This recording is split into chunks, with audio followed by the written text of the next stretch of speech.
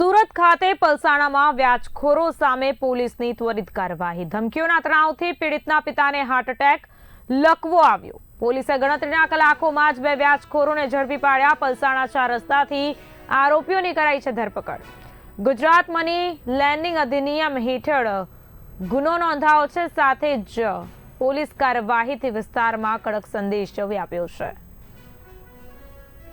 હાલમાં સમગ્ર રાજ્યમાં ઇલીગલ મની લેન્ડિંગ એક્ટિવિટી વિરુદ્ધ સ્પેશિયલ ડ્રાઈવ ચાલુ હોય, જે ડ્રાઈવ અનુસંધાને ફરિયાદી જે છે પરાગભાઈ ચેતનભાઈ જાની રાજસ્થાનમાં રહે છે, તેઓને વિક્રમ ભરવાડ અને રાહુલ ભરવાડે વગર લાયસન્સે જે ઊંચા વ્યાજે પૈસા આપેલ તે બાબતે ગુનો દાખલ કરવામાં આવેલ છે અને તેઓની વિરુદ્ધ અલગ અલગ કલમ હેઠળ ગુનો દાખલ કરી તેઓની ધરપકડ કરવામાં આવેલ છે।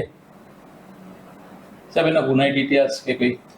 ગુનાહિત ઇતિહાસમાં જે વિક્રમ ગગજીભાઈ ભરવાડ છે તેઓની વિરુદ્ધ સુરત સિટીમાં પુણા પોલીસ સ્ટેશનમાં ગુનો દાખલ થયેલ છે અને સરથાણા પોલીસ સ્ટેશનમાં મારામારીના ગુના દાખલ થયેલ છે।